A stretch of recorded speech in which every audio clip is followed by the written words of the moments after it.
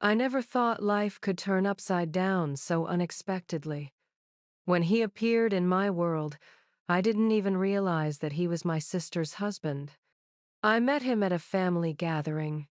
Everything was as usual. Smiles, hugs, light conversations. And then a look pierced me to the core. He was charming, confident, with a subtle smile that hid his strictness and coldness. And I felt something stir inside me, dangerous, forbidden feelings. Every conversation, every glance, every small gesture made my heart race, while my mind screamed that it was impossible. My days became full of tension.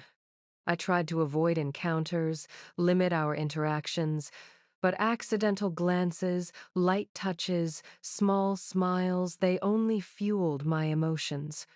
I knew what I felt wasn't just a simple crush. It was love, the kind that destroys your life and the lives of those you care about. Colleagues and friends started noticing my distraction, and I felt guilt, fear, and excitement all at once. In his presence, I forgot about time and everything around me. His words, his gentle touches, even unnoticed gestures, they made me weak, dependent, completely captivated by feelings I knew I should never have. My sister had no idea. Sometimes I saw her happiness with him and felt curses I would never dare to voice. I tried to distance myself, make excuses, work longer hours to avoid meeting him.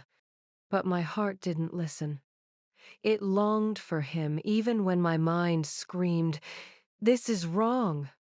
We began meeting by chance during walks, in cafes where no one else was around. Those brief moments, a glance, a smile, a gentle touch, were dangerous. With each meeting, our love grew stronger, and at the same time, I felt everything around us falling apart. I saw him next to my sister and realized we could never be together. But my heart didn't care. We tried to resist, to pull away from each other.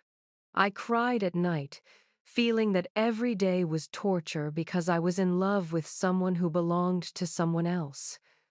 We tried saying, "Forget, don't think about me," but glances, touches, even laughter, everything only fueled our desire. One evening, he looked at me in a way that made me feel like my soul was on fire. He wanted me, and I wanted him. But between us stood my sister, our family circle, responsibilities, and morality. We could only be together for a fleeting moment, and that fleeting love became our sentence. I decided to leave. He couldn't leave my sister, and I couldn't destroy the lives of those we loved. We said goodbye with a look that spoke louder than words.